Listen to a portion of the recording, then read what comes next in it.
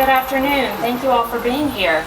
My name is Ann Allen Westbrook, and I am the Savannah leader for Moms Demand Action. I'm also a member of Asbury Memorial United Methodist Church, and I want to start by saying how grateful we are to Asbury for partnering with us on this event, and also for your leadership as a faith community willing to stand up and address this issue of gun violence.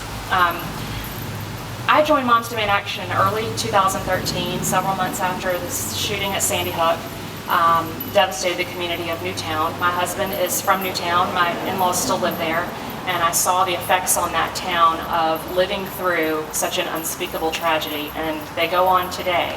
I was in particular so disheartened and so disappointed that our elected leaders listened to those families share their stories and met with them and were unmoved to do anything to prevent the next tragedy from happening. Or as we know looking back, the next tragedy, or the next tragedy, or the next tragedy, or the tragedy of Savannah, or the tragedy of the south side of Chicago, and all the communities all over the country that are suffering, as we are.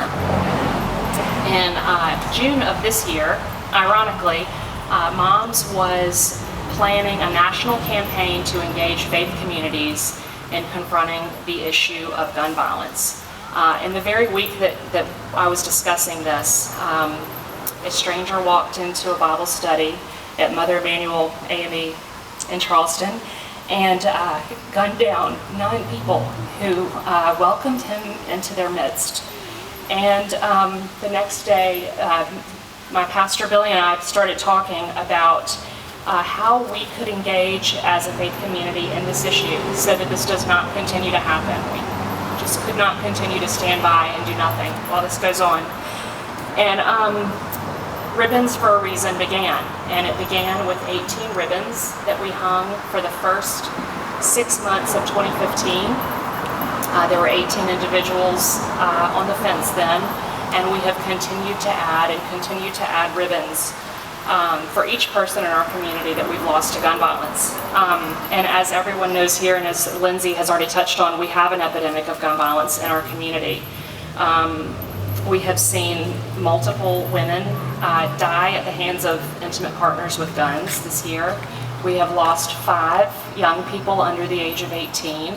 We have lost so many of our young men this year, so many young men.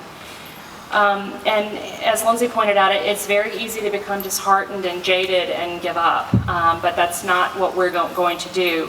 I am so inspired by so many people who are here today. There's so many organizations here in Savannah who are working to address the root causes of violence. I see some of y'all here today, Solidarity in Savannah and Bullhorn Crew, to name a couple. If I'm missing anybody, it's because you don't have on your t-shirt, but I know we've got those folks here, and I thank you for being here. We believe, and I believe, that it's going to take all of us working together, and that a piece of this problem is holding our elected officials accountable and requiring them, as our representatives, to address the public health crisis of gun violence. Until we do that, until we add that piece in, I don't believe that we're going to solve this. That has to be a part of the solution if we're going to end gun violence. In particular, there's some mothers and fathers and others here today who have turned their pain and their tragedy into action, and they're incredibly inspiring to me. They continue to speak out for their loved ones and in their loved ones' names in hopes that not one more of us has to go through what some of you have gone through. Thank you for that.